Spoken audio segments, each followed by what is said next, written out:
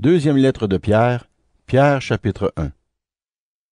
Moi, Simon-Pierre, serviteur et apôtre de Jésus-Christ, j'écris à ceux qui ont reçu une foi aussi précieuse que la nôtre, par la générosité de Jésus-Christ, notre Dieu et notre Sauveur.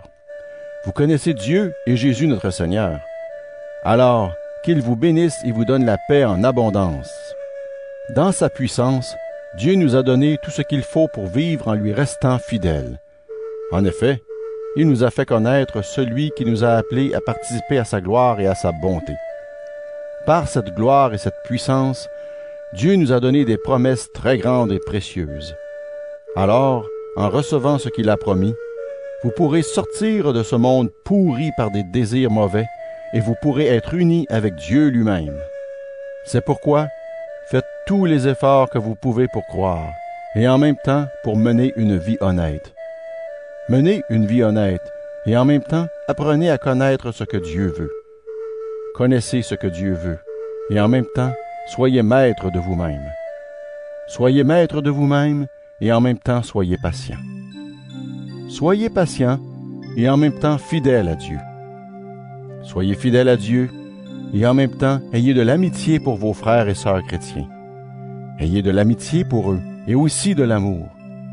Voilà les qualités que vous devez posséder. Et si vous les possédez en abondance, vous serez actifs et vous serez capables de mieux connaître notre Seigneur Jésus-Christ. Mais si quelqu'un ne possède pas ces qualités, il ne voit pas clair et il ressemble à un aveugle. Il oublie qu'il a été lavé de ses péchés d'autrefois. Alors, frères et sœurs, faites encore plus d'efforts pour rester fidèles à l'appel de Dieu et au choix qu'il a fait de vous. Si vous vivez de cette façon, vous ne risquez pas de tomber dans le mal.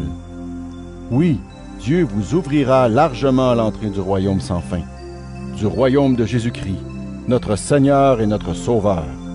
C'est pourquoi je veux toujours vous rappeler ces choses. Pourtant, vous les connaissez déjà et vous restez fidèles à la vérité que vous avez reçue. Mais je crois juste de réveiller votre attention en vous rappelant ces choses, pendant que je suis encore sur cette terre. Je le sais, le moment de ma mort est proche. Notre Seigneur Jésus-Christ me l'a fait savoir. Mais, après mon départ, vous pourrez garder le souvenir de ces enseignements en toute occasion. Je ferai tout pour cela. En effet, ce n'est pas avec des histoires fausses et compliquées que nous vous avons fait connaître la venue puissante de notre Seigneur Jésus-Christ. Mais nous l'avons vu de nos yeux, lui, dans toute sa grandeur.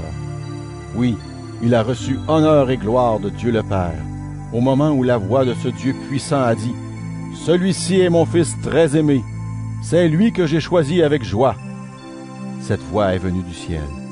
Nous l'avons entendue nous-mêmes, quand nous étions avec Jésus sur la montagne sainte.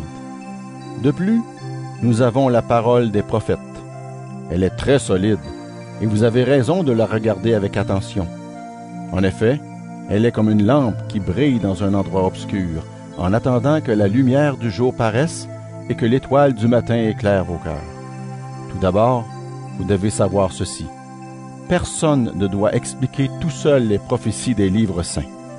En effet, personne n'a jamais communiqué une prophétie par sa seule volonté, mais c'est avec l'aide de l'Esprit Saint que des gens ont parlé de la part de Dieu.